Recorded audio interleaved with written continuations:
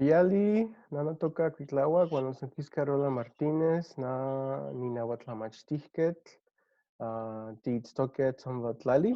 So what I just said is my name is Cuitlahuac, my last name is Carola Martinez. I'm a Nahuatl language teacher, and we are on Tongva land.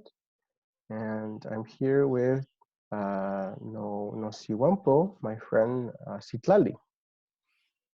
Greetings, everyone. My name is Citlalli Nawak.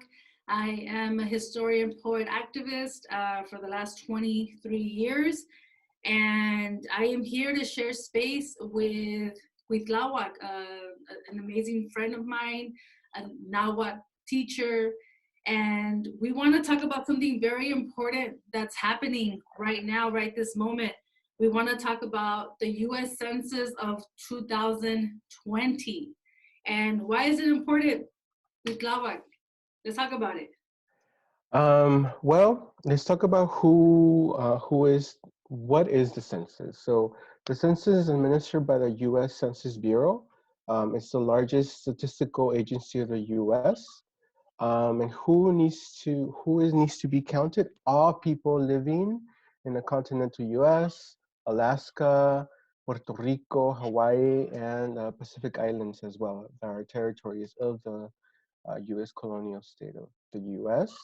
Um, so what is it exactly? So it provides vital information for you and your community. Okay. It determines how many representatives each state get in Congress, the number of seats each state in the, for example, specifically the number of seats each state has in the House of Representatives, and is used to draw congressional and state legislative districts. Now, these statistics are used by federal agencies to distribute more than $675 billion in federal funds. Um, it helps communities to plan for a variety of needs, such as new roads, schools, and emergency services. Now, for businesses, it determines where to open places to shop. Um, now, how can you fill out the census? Now, in this year, they started doing online census um, fill out forms. So you could go to mycensus.gov and you can start the questionnaire there. So you go to mycensus.gov and click on start questionnaire. Also by mail. We all received uh, a questionnaire by mail. Um, and also you can do it by phone. The phone number is 844-330-2020.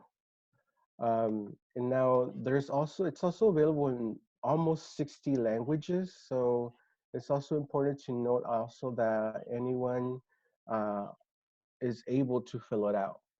Okay. Now, as far as a lot of people, especially are undocumented and immigrant relatives, are concerned about their personal information, and are concerned because of the fact that they don't have a social security number, or and they just have a tax ID. They're concerned that that's going to be used against them, and no, it's not. By federal law, according to the census, that information cannot be disclosed. So all this information is confidential. Okay. Now it's also important to know that it's important to be counted. Okay, it's important to be counted. Um, no matter if you're related or not, and if you are in the same household, you have to count yourself, your family members, your friends, your mother's friends. The baby that was just born yesterday, they also count, because this is counted for the next 10 years. So that baby that was just born this month, this is going to affect them as well. Um, the funding is for housing, for public safety, for transportation. If you are on public transportation, it may help that you get a bus stop closer to you. Education, more textbooks, more schools based on the population. So also for elderly services, for youth services, to have more hospitals in our communities, for fire stations.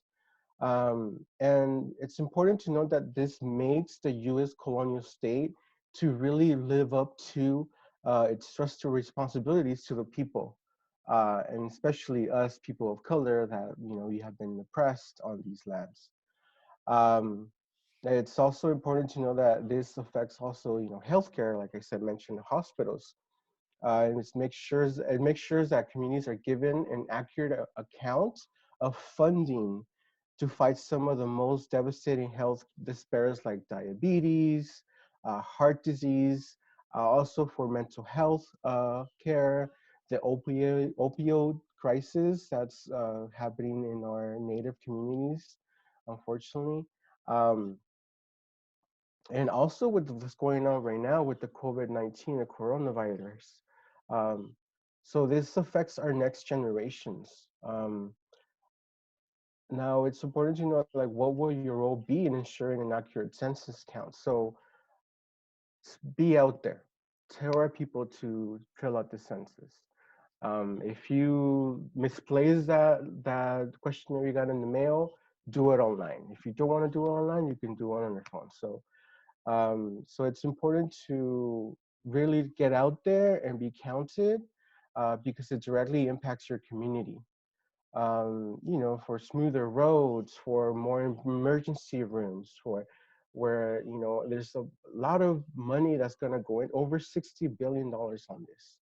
So so please also, mi gente, that is undocumented, please do not worry about that at all. Just go ahead and fill it out. All personal information is not shared at all. This is all confidential, and this is for your community, and what that community needs. Absolutely, Tlaxcamati, Cuitlahuac.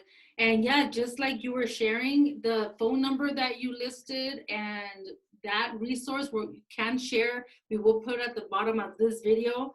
I'm also going to be sharing images and directing the viewers, where to go and how this looks.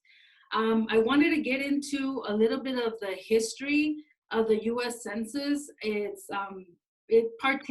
starts back obviously on who was going to make the laws and the policies of impacting the US. The very first US Census was taken in 1790, 1790. The very first census only had 6 questions, and those 6 questions were: 1, the names of all the family members; 2, the number of free white males; 3, the number of free white males who were under 16; 4, the number of free white males that were over 16. Oh, sorry, that's question 3. Question 4, number of free white females. Question 5, number of free other persons. So other persons was any person of color. And number 6, the number of slaves. So again, this is 1790, and the purpose of the census at that time was because only free white men who owned property were able to vote. So that's why race was such a vital issue at the very, it's a prerequisite of voting. So they had to make sure that they managed it, that they overlooked it, and that they had a very quick and clear grasp of how they were going to determine who gets what at that time.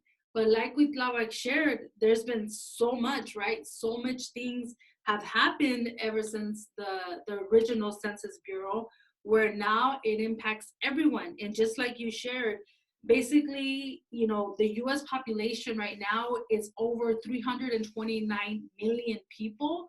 That's how much people reside within this institution called the United States. And so how do urban planners determine where to put schools? Do we need another hospital? Do we need another park?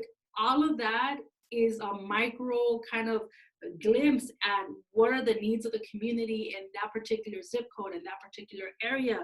And for, like you mentioned, Cuitlahuac, if people are concerned about their immigration status, even though we all know that none of us are illegal on our land, but based on this institution.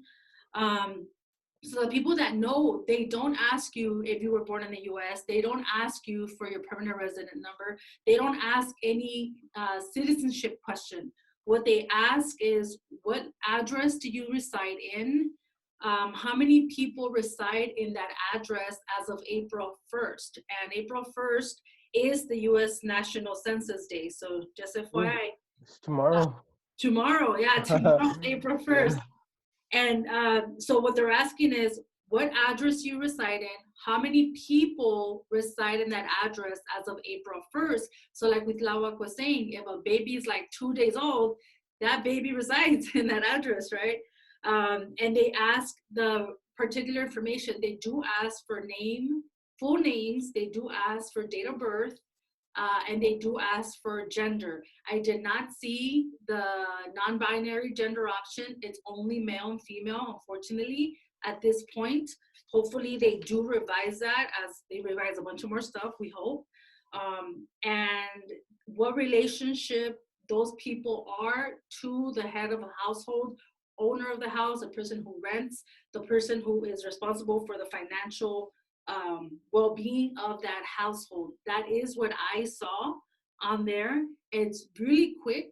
I did it online, and like with Cuitlahuac, you were saying, at the top right, and I'm going to show this on the screen, there is an option for what language you prefer, and it's really quick to do. It's a bottom down menu, and you choose the language, and from there you submit it, and you can either print the confirmation page or leave it as is, and you're done.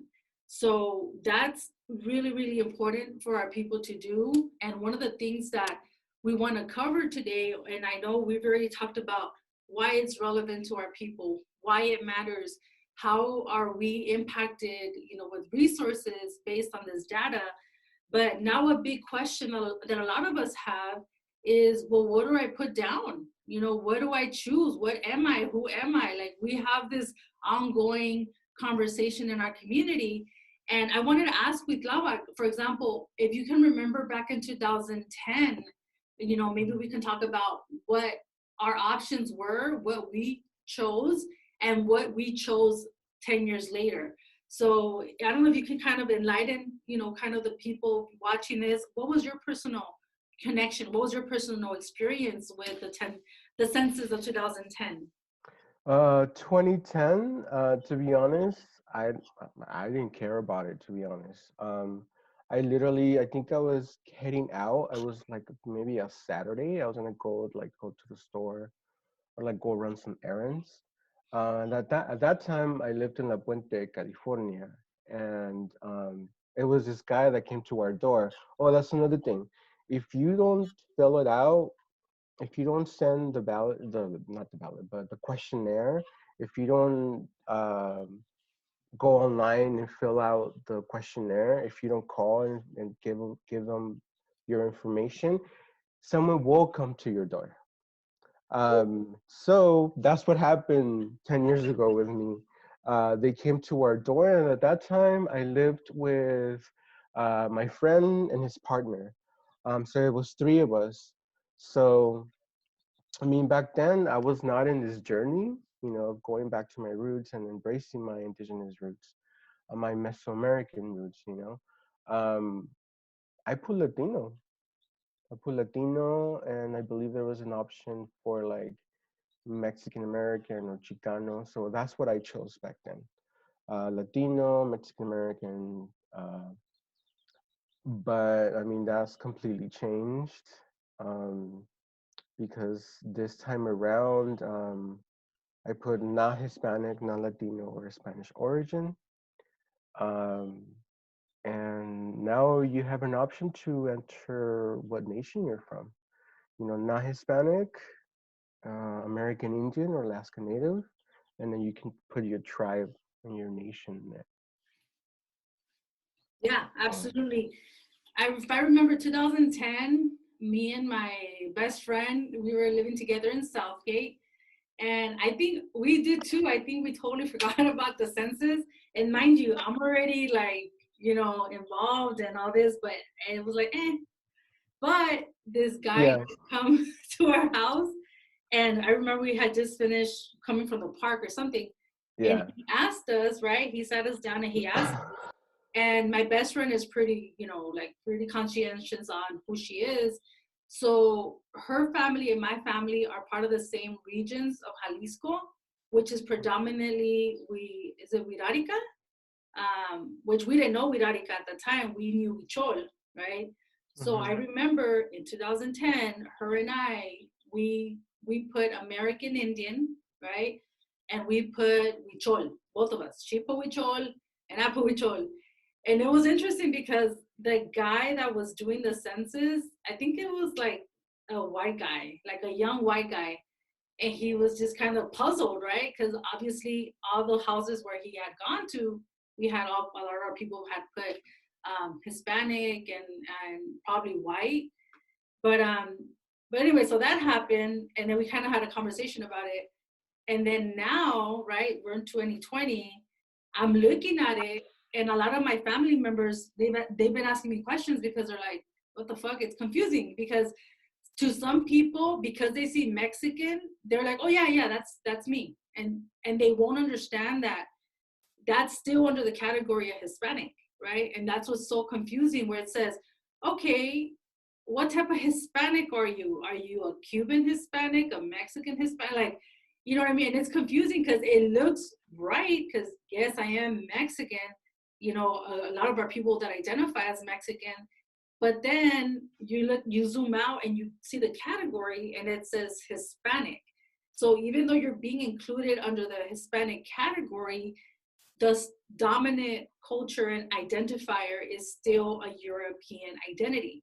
That's my problem with this. And that's why myself and a lot of my friends and relatives, we're saying no, even though Mexicans in there, we're saying no to the Hispanic Latino label. Then the next question is, what race are you? And for the race, it's white, I believe it's black. We'll post it on here. And then American Indian.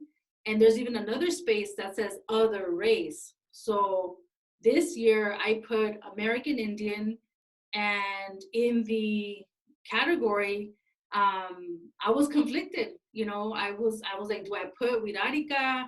Do I put Mexica? Do I put, you know, Anahuac? Like, what do I put?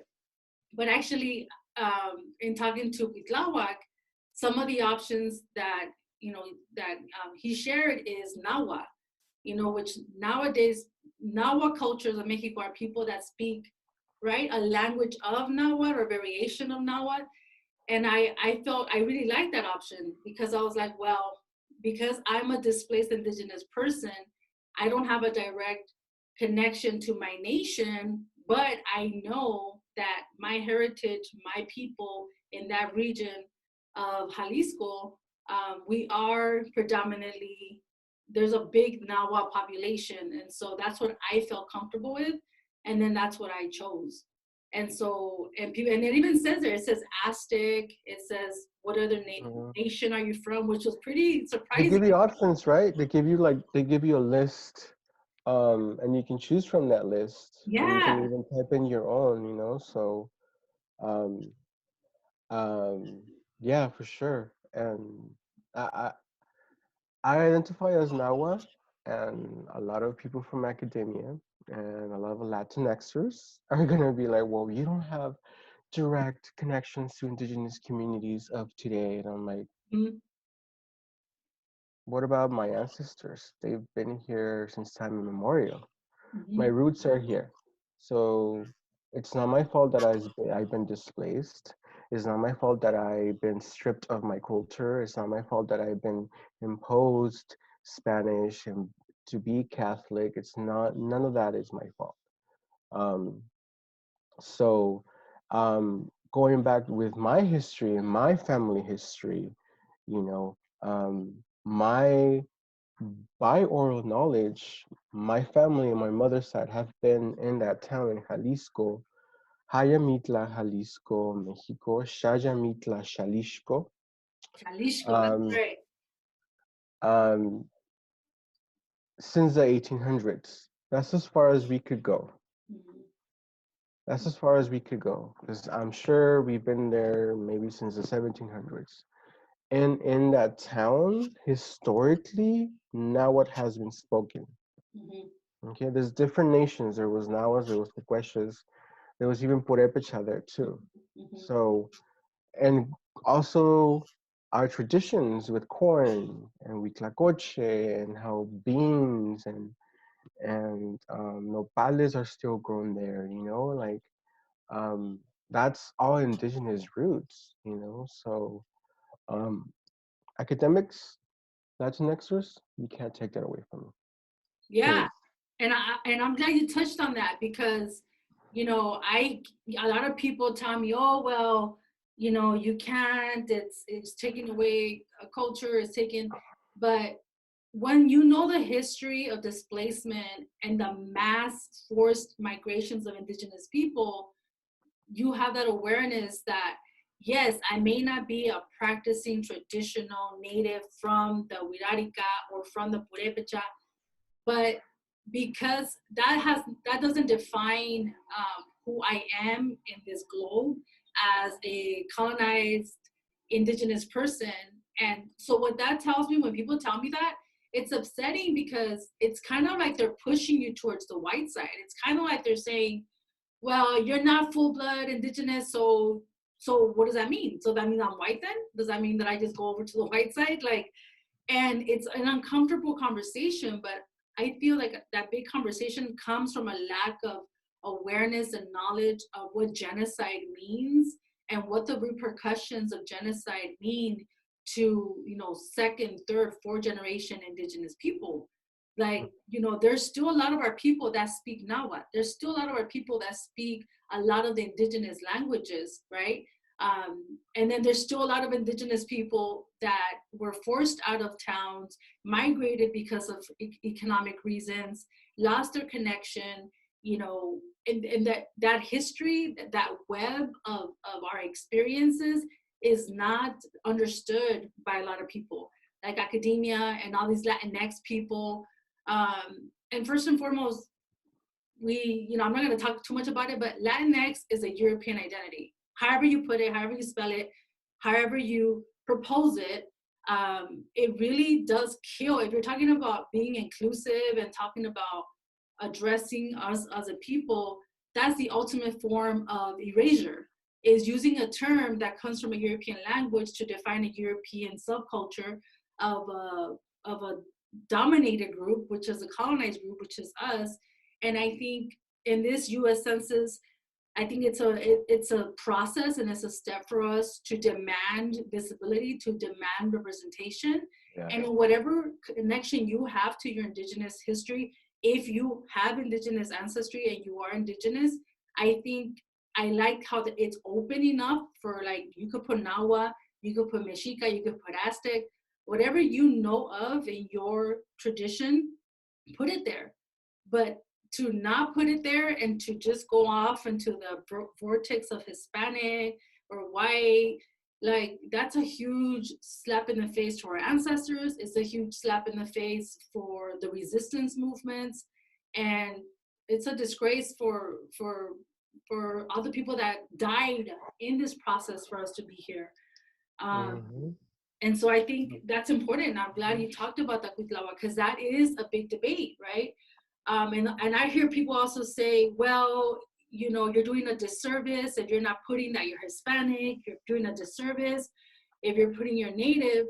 But in consideration to how demographics are studied in the US Census, it doesn't matter to me. I'm putting who I am, where I reside, where I live. So at the end of the day, when they're looking at data, they're gonna see, oh shit, there's a merge of indigenous people in LA, or there's a merge of indigenous people in Compton, in Anaheim, whatever it is. And that's sending a strong message to the data collectors, to let them know that people are refusing, right, to just be part of this umbrella term that is wrong, wrong.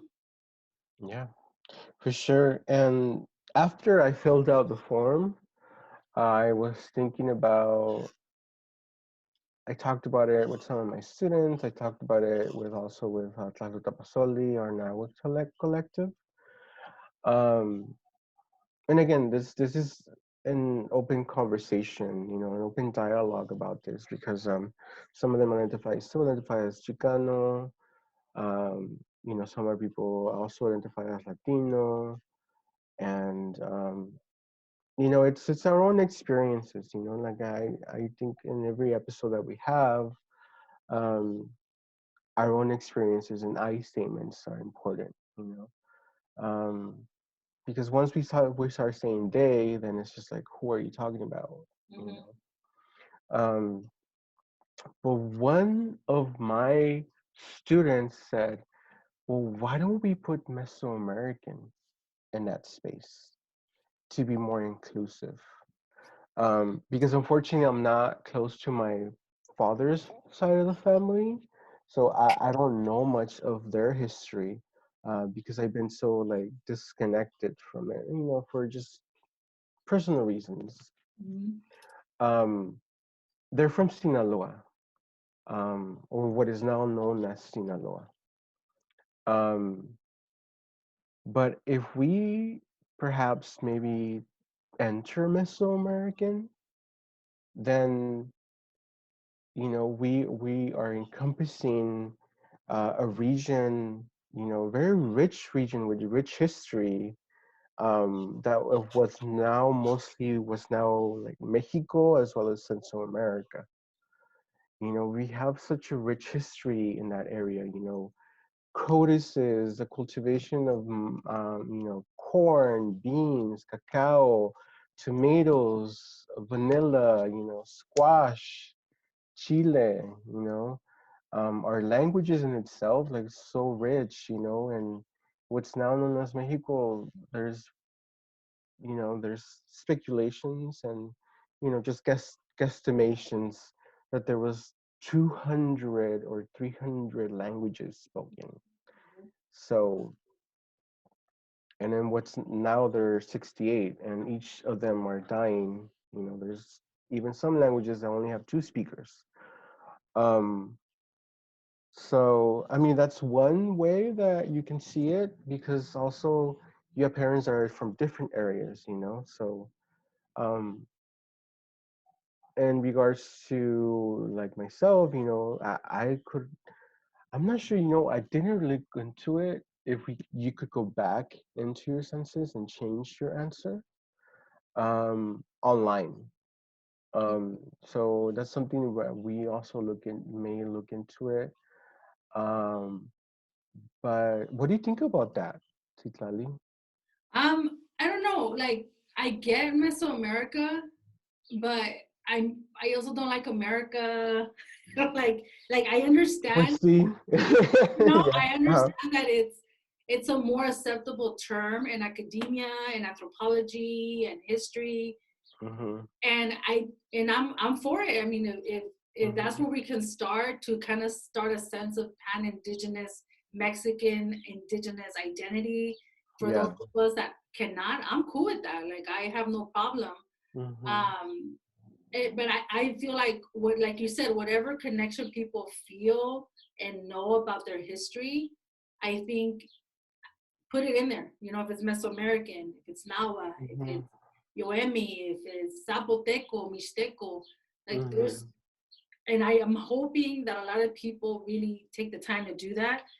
Um, mm-hmm. and Yeah, if I'm you, open for it, definitely. yeah, for sure. Like if both of your parents are from this region, and due to las cosas del destino, like things of what happened in your family history, that you lost your language and your traditions. And if you've been in that town for that long, and that town was Zapoteco, please enter non-Hispanic, Native American Zapoteco. That counts Hmm. because, that counts because if a lot of people type in Zapoteco, 10 years from now, who knows, they may add it. Yep, They may absolutely. add it as an option. And here in what is on Tomvaland, there's a lot of Zapotec people, Mm-hmm. Mm-hmm. you know.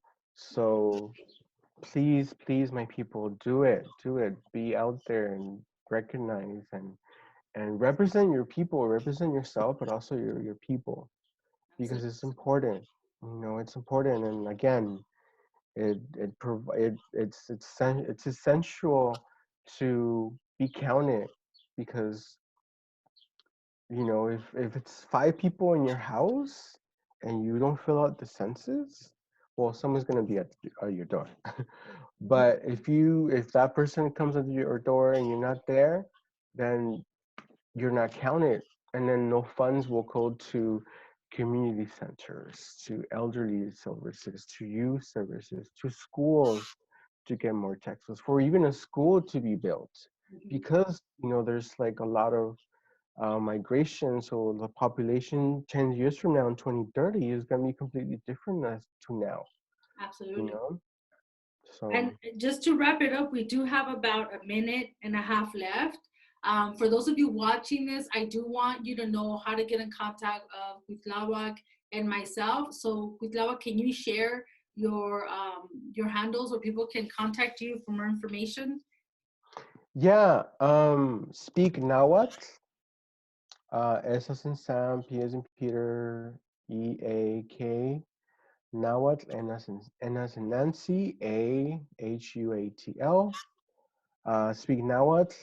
That's our collective's Instagram, and my personal one is Cuitlachicalli, C as in cat, UITLA, T as in Sam, LA, and then Chicali, CHI, C as in cat, AL.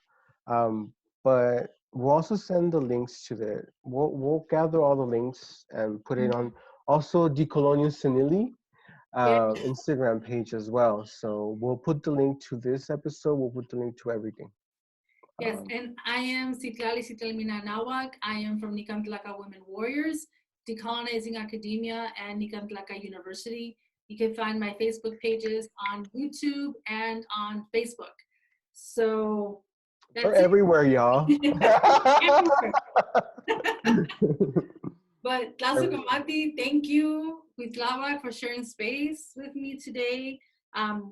We hope people learn from this, a new perspective on the census. Hopefully, please fill it out. Yes. Hashtag ID Native 2020. Tlazokamati.